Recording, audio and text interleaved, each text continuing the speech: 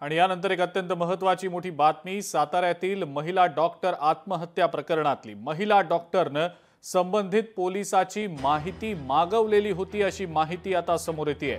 RTI द्वारे मागवलेल्या माहितीची प्रत लोकशाही मराठीच्या हाती लागलेली आहे। डॉक्टर विरोधात दाखल झालेल्या तक्रारीचा जबाबही समोर आलेला आहे।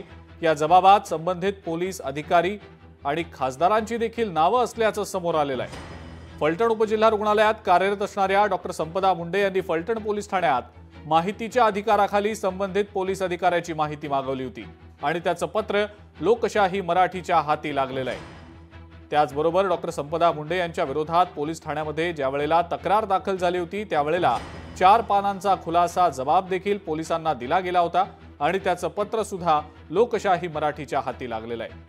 या पत्रामध्ये देखील पोलिसांकडून होणारा अन्याय, त्याचबरोबर खासदारांकडून निर्माण केला गेलेला दबाव आणि इतर बाबी नमूद आहेत। याच प्रकाराच्या अनुषंगाने सातारा पोलीस अधीक्षकांना सुद्धा आपल्यावर होणाऱ्या अन्यायाचं पत्र डॉक्टरांनी दिलेलं होतं असंही आता समोर येत आहे।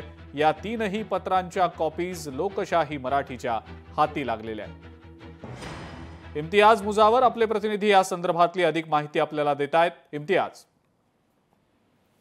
नक्कीच या संदर्भामध्ये संपदा मुंडे ज्या आहेत की ज्यांनी आत्महत्या केली आणि आपला जीव गमावला त्यांनी, आणि या पार्श्वभूमीवर त्यांनी गळफास घेऊन ज्यावेळी आत्महत्या केली आणि संपूर्ण सातारा जिल्ह्याचा महाराष्ट्रात खळबळ उडाली।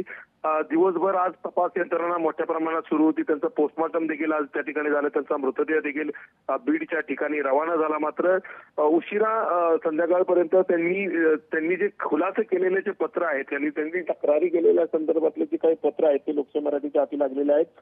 आणि या पत्रांमध्ये त्यांनी रितसर ज्या खासदारांनी त्यांना फोन केले होते, त्यांच्या पीएमनी जे फोन केले होते ते पोलिसांनी खासदारांकडे देखील या संबंधित डॉक्टरांची तक्रार केली होती आणि त्याचा खुलासा देखील त्यांनी त्यांच्या लिहिलेल्या जबाबामध्ये लिहिलेला आहे की मला या संदर्भामध्ये माझी तक्रार ज्यावेळी खासदारांनी पोलिसांकडे करण्यात आली होती त्या संदर्भामध्ये खासदारांनी देखील मला या संदर्भात संबंधित पोलिसाच्या बाबतीतली जी तक्रार आहे ती सांगितलेली आहे आणि त्याच्यामुळे माझ्यावर प्रचंड मोठा दबाव आणला असल्याचं देखील त्या पत्राच्या ह्याच्यामध्ये त्यांनी खुलासा व्यक्त केलेला आहे। रितसर खुलासा 4 पानी पत्र त्यांनी दिलेलं आहे आणि याबाबत पोलीस उपाधीक्षक फलटण डीवाय स्प्रिंगकडे देखील त्यांनी याबाबत एक पत्र लिहिलेलं होतं आणि संबंधित अधिकाऱ्यांना अपशब्द वापरल्याबाबत मला अपशब्द वापरलेले संबंधित पोलीस अधिकाऱ्यांनी आणि याचं देखील त्यांनी एक तक्रार पोलिसांकडे पोलीस उपाधीक्षकांकडे फलटण डीवाय यांच्याकडे त्यांनी दिलेलं आणि याच्यासोबत प्रत पोलीस उपनिरीक्षक त्याचबरोबर सहाय्यक पोलीस निरीक्षक आणि एसपी साहेबांकडे देखील या संदर्भात त्यांनी ते पत्र दाखल केलं होतं। आणि या सगळ्या प्रकरणावर त्यांनी माहितीच्या अधिकाराखाली आपल्या केलेल्या तक्रारीवर नेमकी काय काय कारवाई झाली हे देखील माहितीच्या अधिकाराखाली त्यांनी ते पत्र दिलं होतं।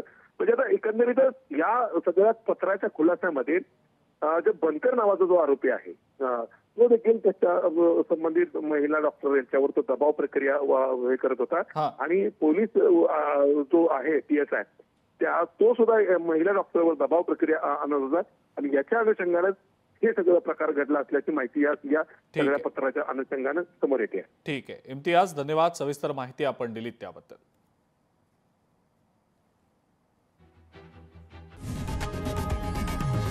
लोकशाही मराठी ऐका, पहा, जागरूक रहा।